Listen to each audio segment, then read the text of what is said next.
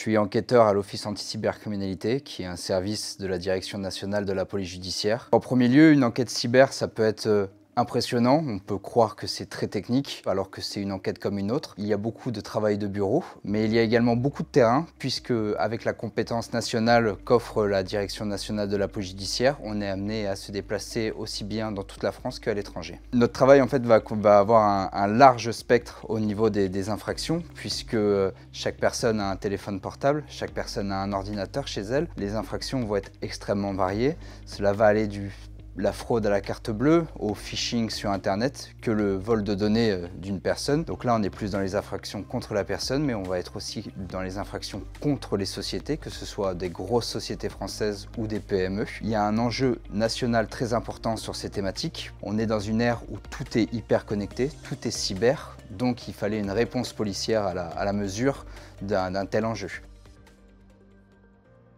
On est au cœur de l'action, on est au cœur de la nouveauté, que ce soit en termes d'infractions informatiques que de matériel informatique, puisqu'il faut toujours qu'on soit à jour face aux délinquants, il faut qu'on comprenne leur méthodologie, donc il faut qu'on utilise les outils qu'ils utilisent. Et puis il y a toujours cette volonté de chercher à comprendre la vérité, œuvrer pour le bien de la société et pour le bien public tout autour de nous, qui est un sentiment très important, je pense, pour chaque policier français. Nos champs d'action qui vont permettre d'identifier les auteurs et les présenter devant la justice vont être avant tout les analyses informatiques, comprendre qu'est-ce qui s'est passé sur un ordinateur, qu'est-ce qu'a fait l'utilisateur de cet ordinateur et chercher des traces et indices qui seront recevables pour nos enquêtes. Ça va être beaucoup de coopération avec les sociétés qui gèrent Internet, entre guillemets, donc les fournisseurs d'accès Internet, pour avoir les identifiants, les adresses IP, les choses qui vont nous permettre de remonter un auteur. Il y a une expérience qui m'a marqué. C'est un dossier que nous avons traité mi-2024, où des personnes de différentes nationalités, mais vivant en France, ont procédé au piratage informatique d'une société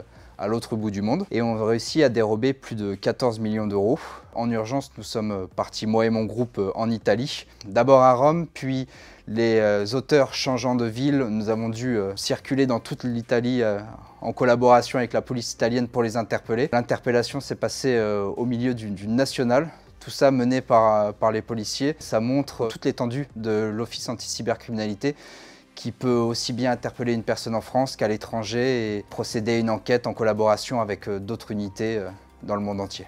L'Office anti-cybercriminalité est toujours à la recherche de policiers motivés et attirés par la cybercriminalité. Le mot cyber peut être un frein, peut laisser penser que la matière demande beaucoup de diplômes, que ce soit la police nationale ou la Direction nationale de la police judiciaire et l'Office anti-cybercriminalité offrent des formations qui vont permettre à chaque agent, quelles que soient ses connaissances, quels que soient ses niveaux en informatique, de pouvoir apprendre, de pouvoir passer des habilitations, de pouvoir passer des certifications qui vont lui permettre de travailler au sein de la cybercriminalité française.